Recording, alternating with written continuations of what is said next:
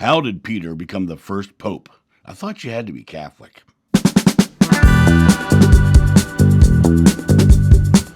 Hello, my friends, and welcome back to the John of New Studios. It is a lovely Saturday, and I'm sitting here in my studio creating videos for you lovely people out there in the world.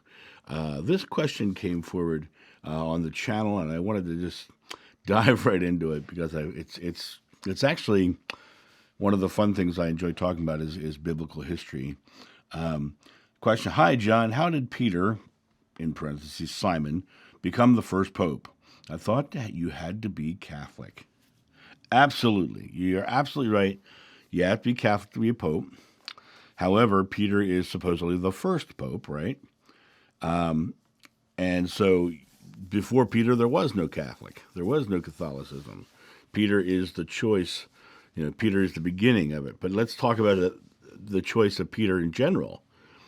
The choice of Peter in general is a fascinating story because Jeshua didn't choose him.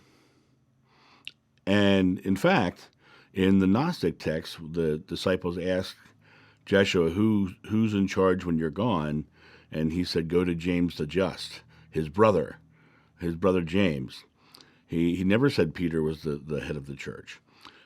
Peter didn't become the head of the church until after the Council of Nicaea, when the ruling power in Rome decided that they needed to be the seat of power of Catholicism or Christianity in general. And so they needed to find someone who could validate their call to power. Now, how do you do that? As I said in many other videos, Jeshua sent the disciples to various parts of the region to teach, to share the message. Peter was sent to Rome. So Peter was the disciple who went to Rome to teach the message of what became Christianity.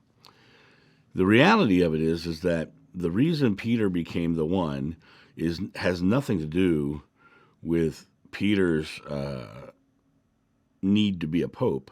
Peter didn't become a pope until hundreds of years after Peter was gone, right? Peter was literally the guy who they put the mantle on to say, look, the guy who came to Rome is the start of it all. He's the one that Jeshua said you need to follow. So basically, it's not a religious move. It's not a spiritual move. It's a power play. It's a political power play. Putting Peter in charge of the church makes Peter the guy who was in Rome, the head of the church, and that also makes Rome the seat of Christian power. And so how did Peter become Pope? And he had to be Catholic? Well, he wasn't a Catholic because, first of all, there was no Catholic. Second of all, he wasn't the guy that Jeshua himself said to follow. So this literally is a Roman power play. I'm saying that Peter is the one because Peter is in Rome.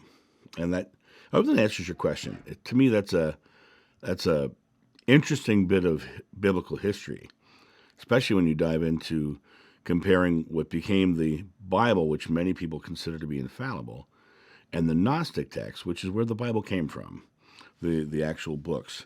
You see, the Bible that we all talk about is a Bible that was edited by a Roman governor, a Roman emperor, Constantine.